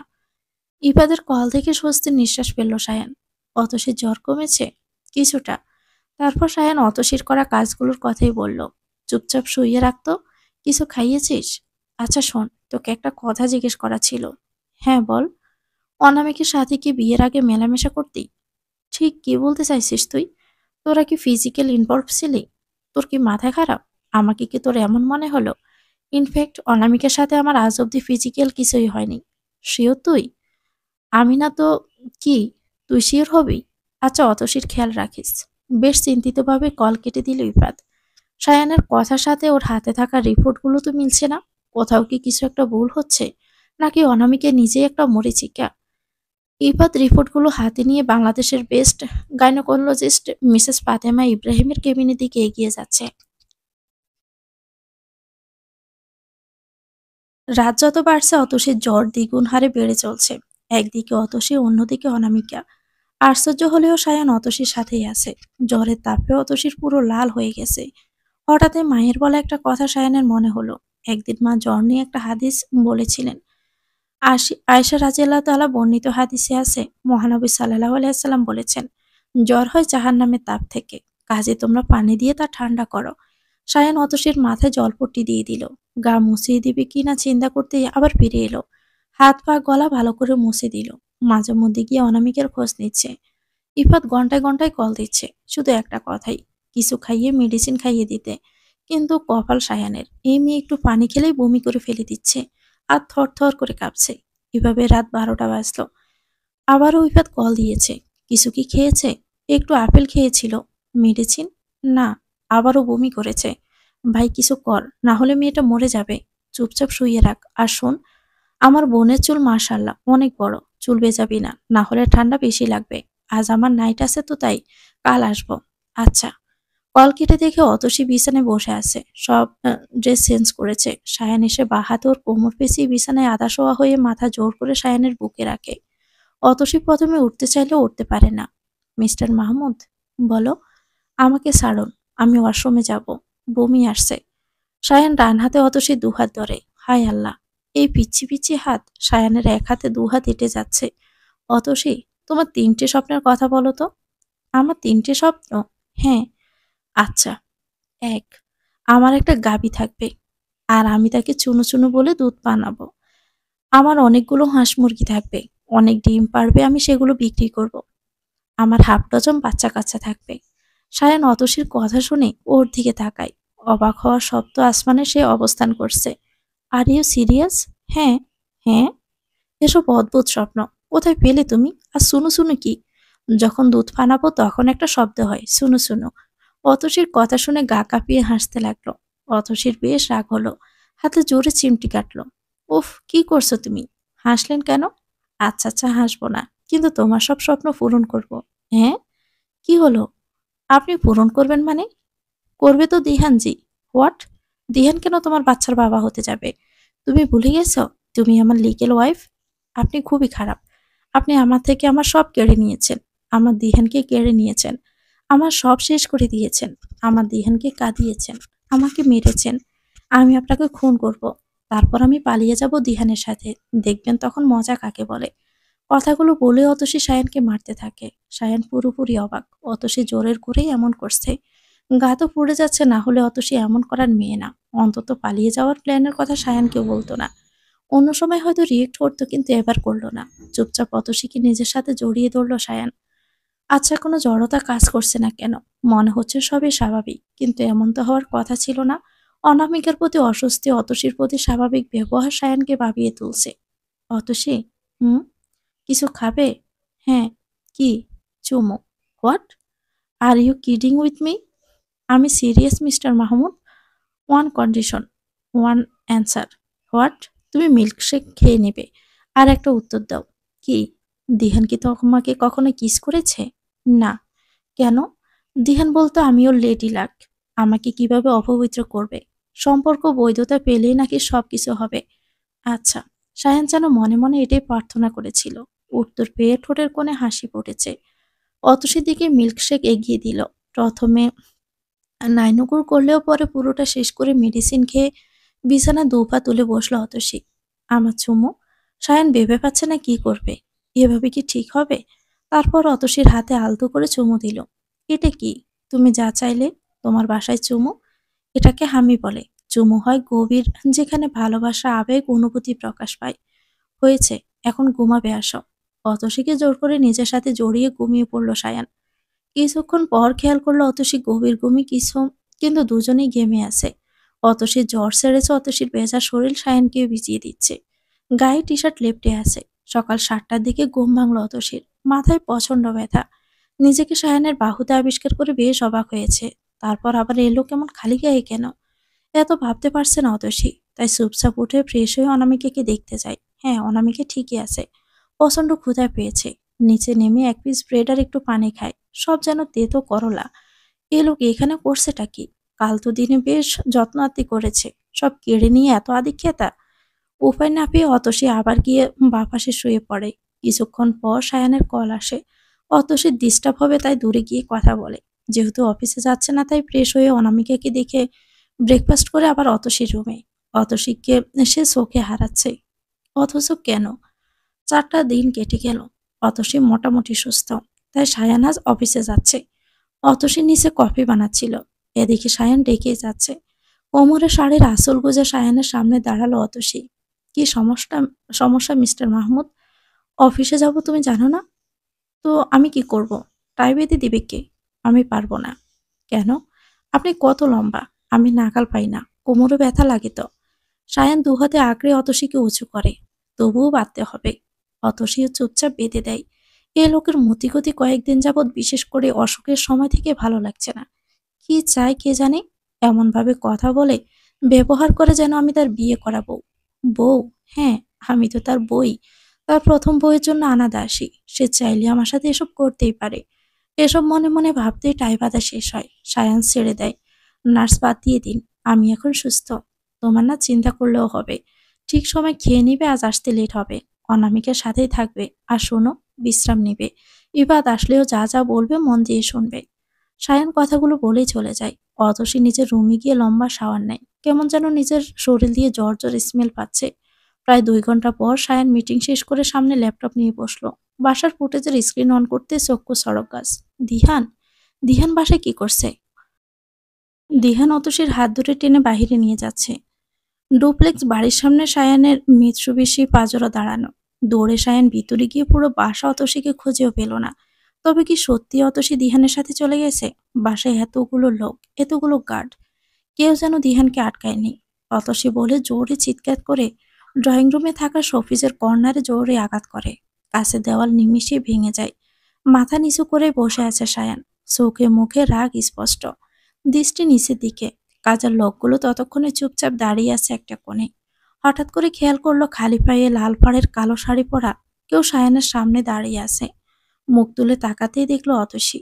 বাম হাত আঁচলের সাথে পেঁচাচ্ছে, আবার খুলছে। সায়ান 1 মিনিট অপেক্ষা করে না, হাত ধরে টানতে টানতে অতসীকে রুমের দিকে নিয়ে যায়। জোর করে ওয়াশরুমে নিয়ে শাওয়ার অন করে অতসীকে ভিজিয়ে দিচ্ছে। অতসী 2 হাত গলা পিঠ থেকে কিছু একটা ধুয়ে ফেলার চেষ্টা করছে। অতসী চুপচাপ সহ্য করলেও এখন মনে হচ্ছে চামড়া সহ তুলে ফেলবে এই লোকটা। কি হচ্ছে কি মিস্টার মাহমুদ? আমার লাগছে তো। সায়ান চুপচাপেও কাজ করেই চলছে। এবার অতসী জোর করেই সরে এলো। সায়ান চোখ তুলো সামনের দিকে তাকাতেই অতসীর চোখ পড়ল সায়ানের লাল টকটকে হয়ে যাওয়া চোখ দুটোর দিকে। লোকটা অদ্ভুত তো, এভাবে কেউ ভিজে? অফিস থেকে এসে কোট টাই এমনকি জুতোটাও খোলেনি। আল্লাহ, এ আবার নতুন কি মুসিবত শুরু হলো? সায়ান অতসীকে আবারও টেনে শাওয়ারের নিচে এনে 2 হাত আঁকড়ে ধরে উপরে উঠিয়ে নিজের কপালের সাথে কপাল ঠেকিয়ে রাখে। পানিতে দুজনই ভিজছে। অতসী নাক দিয়ে শ্বাসও নিতে পারছে না। বারবার মুখে পানি এসে জমা হচ্ছে, অথচ নড়েচড়েও লাভ নেই।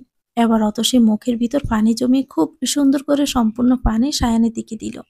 সায়ান চোখ খুলে তাকিয়ে ওকে নামিয়ে দিয়ে জিজ্ঞেস করলো, এটা কেমন ব্যবহার? আপনি বলুন, এটা কেমন ব্যবহার? কই ছিলে তুমি? ছাদে। আমাকে না বলে কোথাও গেলে আমি খুন করে ফেলবো কিন্তু। হুম। যান বের হন, আমার শীত লাগছে। এই না না, বের হবেন না। এই নিন টাওয়াল, চেঞ্জ করে তারপর বের হবেন। আমি রুমে যাচ্ছি। না, তুমি থাকো, আমি যাচ্ছি। আপনি এত ঠেটা কেন, হ্যাঁ? এই অবস্থায় রুমে গিয়ে পুরো রুম নষ্ট করবেন? পরিষ্কার কি করবে শুনি? এগুলো এতগুলো মেয়ের কি ঘাস কাটার জন্য রেখেছি? হ্যাঁ, ওরাও মানুষ। নিচে কি করেছেন সেগুলো ওরাই পরিষ্কার করেছে তো। চুপচাপ যা বলছি তাই করুন। সায়ান ওয়াশরুমে থেকে বেরিয়ে এসে দেখে অতসী চুল মুছতেছে। অতসী দিহানের সাথে যায়নি, এটাই অনেক। কিন্তু দিহান এত সহজে কেন ছেড়ে দিয়ে গেল? নাকি অন্য কোনো প্ল্যান করছে ওরা? না, জানতে হবে। অতসী, প্লিজ লক্ষ্মীটি, 1 কাপ কফি দাও। হুম, দিচ্ছি। কিন্তু আমাকে কখনো লক্ষ্মী বলে ডাকবেন না। এটা আদরের ডাক। আমি তোমার স্বামী। আমি তো তোমায় ডাকতেই পারি। আমার সেই অধিকার আছে। শুধু আমাকে নয়, অন্য কাউকে লক্ষ্মী বলে ডাকলে ইমান নড়ে বড়ে হয়ে যাবে। ঠিক বুঝলাম না। লক্ষ্মী, যাকে হিন্দুরা ধন ঐশ্বর্য ও সৌভাগ্যের অধিষ্ঠাত্রী দেবী বলে মনে করে, তাই এই শব্দ দিয়ে তারা উক্ত বিশ্বাসকে স্মরণ করে থাকে। আর কোনো মুসলমান কোনো দেবদেবীকে ধন সম্পদ ও সৌভাগ্যদাতা বিশ্বাস করতেই পারে না। করলে তাদের ঈমান আর থাকবে না। তাই এটা একটি সুস্পষ্ট শিরকি ও কুফরি কথা। এই শব্দটি বর্জন করা প্রতিটি মুসলিমের কর্তব্য।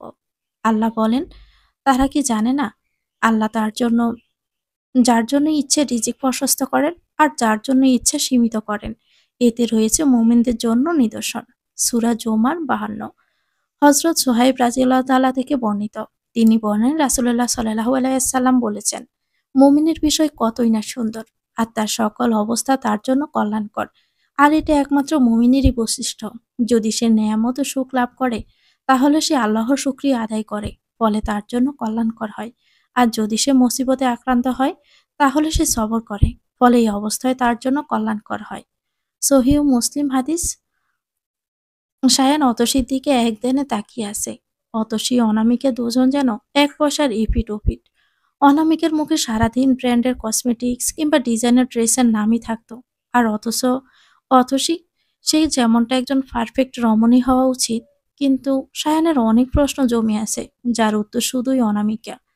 ল্যাপটপে ফুটেজ অন করে কানে ইয়ারফোন লাগালো সায়ান। স্ক্রিনে দেখা যাচ্ছে দিহান আসছে অতসীর সামনে। অতসী সবে রুম থেকে বেরিয়েছে। দিহান দৌড়ে ডুপ্লেক্সের উপরতলায় অতসীর রুমের সামনে এসেই অতসীকে জড়িয়ে ধরেছে। অতসী চুপচাপ। কিছুক্ষণ পর দিহান অতসীকে ছেড়ে ওর হাত ধরে বলে, চলো মাই লেডি, এক মুহূর্ত থাকতে হবে না। কি বলছেন এসব? ছাড়ুন। মানে কি? ছাড়বো তো, আগে চলো। আমি সব শুনেছি, তুমি আগে বলনি কেন? এভাবে শেষ করে দিতে পারো না অতসী। তুমি চলো, সব ঠিক করে দিব। I promise. কি ঠিক করে দিবেন? আমরা এখান থেকে বেরিয়ে প্রাইভেট জেগে করে সিঙ্গাপুর চলে যাব। তারপর ওখান থেকে তোমাকে নিয়ে অনেক দূরে। সেখান থেকে সায়ানকে ডিভোর্স লেটার পাঠিয়ে দিবে তুমি। ব্যাস, সব ঠিক হয়ে যাবে। আর রাইমা? রাইমা সবই জানে। ও বলেছে ও চলে যাবে। তুমি চলো। এ বলে দিহান অতসীর হাত ধরে টান দেয়। এটা হয় না দিহান। রাইমার কি দোষ? দিহান, আমি তো তোমার দিহান জি। দিহান কেন বলছো তুমি? কারণ আমি পারবো না রাইমার সুখে বাধা হয়ে দাঁড়াতে। মেয়েটা কি শুধু রাইমা বলে ত্যাগ করছো? তোমার মনে হয় তুমি আমার সাথে না গেলে আমি নাচতে নাচতে রাইমাকে নিয়ে সংসার করব? তাহলে সরি, আমি পারবো না। রাইমা আপনার বিয়ে করা বউ। আর আপনি তো জানেন রাইমা আমার জন্য কি। রাইমা জায়গায় অন্য কোনো মেয়ে হলো হয়তো আমি আমার জায়গা ছাড়তাম না, কিন্তু আমি রাইমার সুখ কেড়ে নিতে পারবো না। রাইমার মা বাবার অবদান আমার জীবনে অনেক। আমি আমি জেদের বশে রাইমাকে বিয়ে করেছি তোমাকে কষ্ট দেওয়ার জন্য। আপনি সাকসেসফুল মিস্টার মেহবুব। আপনি যদি একটু অপেক্ষা করতেন।